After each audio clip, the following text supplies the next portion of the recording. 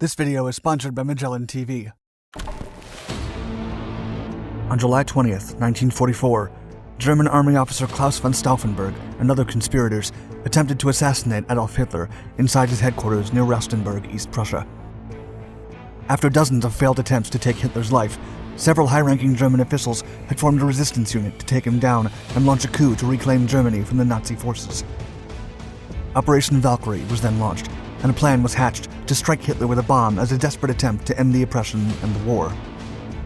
But Providence would be on the dictator's side, as he claimed after walking out of a bombed conference room during a warm summer afternoon.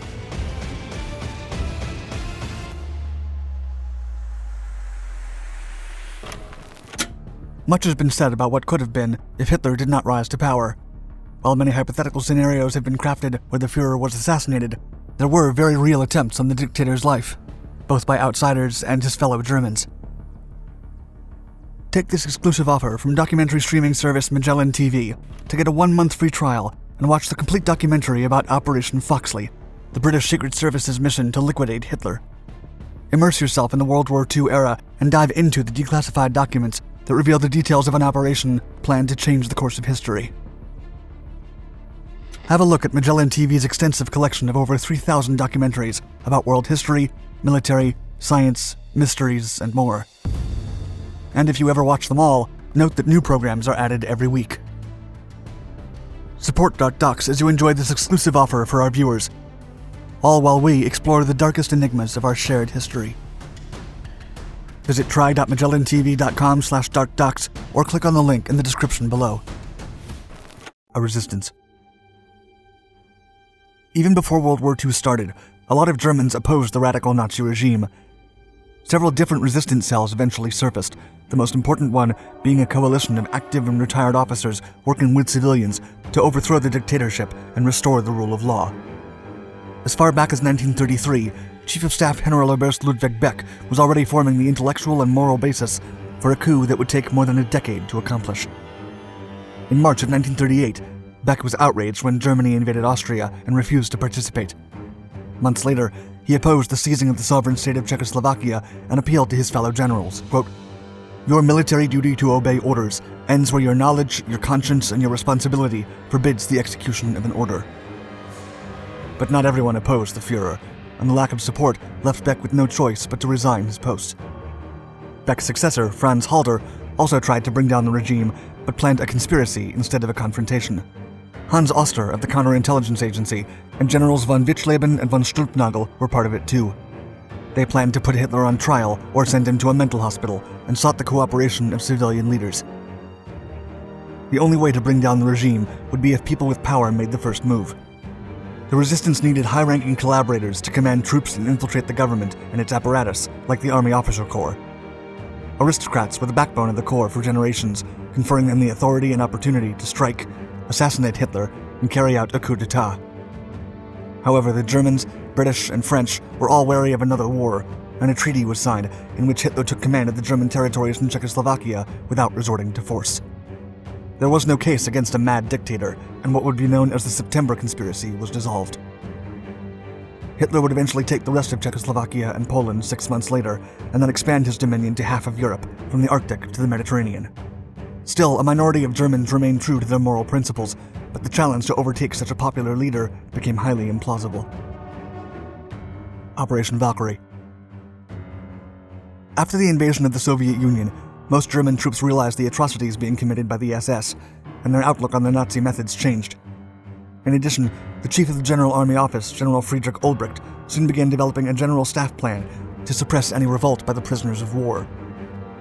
However, that was merely a facade to overthrow the Nazis in what became known as Operation Valkyrie. To ensure the plan's success, there would be two preconditions. First, the population had to be at least neutral to the removal of Hitler, so a greater degree of disillusionment was needed. Second, it was no longer feasible to arrest the Führer. He had to be neutralized. Hans Oster was entrusted with planning the assassination, while Olbricht was to plot the coup that would follow. Meanwhile, Oberst Lieutenant Henning von Tresckow would seek to recruit a field marshal, so that his troops could join the coup. By the autumn of 1942, the Gestapo was closely examining the activities of the Counterintelligence Service, forcing Oster to stop collaborating with the resistance. Tresckow would then take over the assassination plot. After the tragic Battle of Stalingrad in the winter of 1942, the conspirators decided to exploit the population's discontent and use it in their favor. And by February of 1943, the plans for the coup were ready. In addition, Tresckow had won over Field Marshal von Kluge, who was desperate to overthrow the Nazis after the outcome of Stalingrad and willing to risk his men. His only condition was that Hitler needed to be dead before the coup was launched. Many options were considered to end the Führer's life, including sending a solitary shooter or even having a collective shooting. However, the idea of using a bomb prevailed. Oster provided Tresckow with British explosives, which he crafted into the shape of a bottle of cognac. The bomb was fused for 30 minutes and wrapped as a gift. The plan seemed perfect. The bomb would set off, and the plane would crash in Soviet-controlled territory, thus delaying the investigations. This gave enough time to launch the coup under legal orders. In addition, the British explosives would be blamed on foreigners instead of national rebels, while the German movement took over the Nazi organs. And the population was likely to support the army, given their recent disillusionment. The mission was carried out as planned. Tresckow handed the gift to an officer boarding the Führer's airplane and asked him to deliver it to a mutual friend. However, the bomb didn't detonate, and Hitler landed safely. The incriminating gift was then retrieved before it aroused any suspicion. Last chance. Many brave men volunteered as suicide bombers, and serious attempts were carried out to reach Hitler in seemingly safe environments, like a gallery exhibition and a uniform modeling appointment. But the Führer was more elusive than ever. To make matters worse, Tresckow and his staff were transferred to new assignments, and the assassination was now the responsibility of Ulbricht alone. Ulbricht was weighed down by official responsibilities and had to look for a reliable assistant. The conspirators selected Lieutenant Colonel Claus von Stauffenberg. The young man had been supportive of the Nazis at the beginning of the war, but he eventually lost an eye, a hand, and 3 fingers while defending the German Empire and, like many, turned around. In August of 1943, Stauffenberg was welcomed into a resistance that he didn't even know existed. He was more than willing to join the conspiracy, and Ulbricht delegated the responsibility to plan the assassination to him. Between October 1943 and July 1944, there were many plans, but no results. However, on July 1st, Stauffenberg gained personal access to Hitler when he was made Chief of Staff to the Commander-in-Chief of the Home Army and decided to take the dictator's life himself.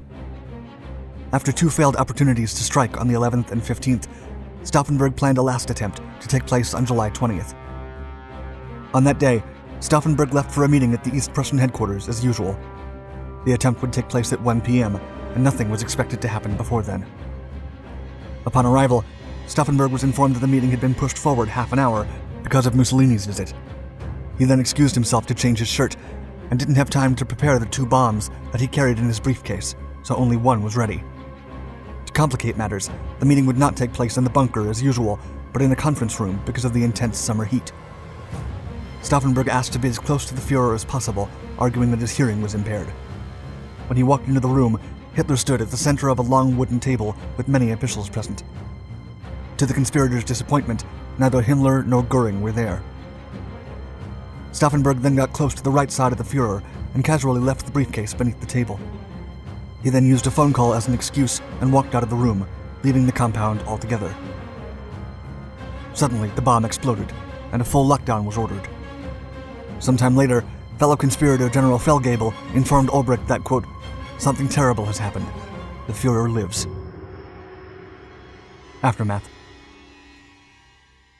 Stauffenberg was able to escape and get to Berlin safely. When he reached Ulbricht, he assured him that he personally saw a body covered with the Führer's coat. Ulbricht believed his word, and they took the matter to General Fromm, the head of the Home Army, who refused to commence Operation Valkyrie, as he had just learned that Hitler survived.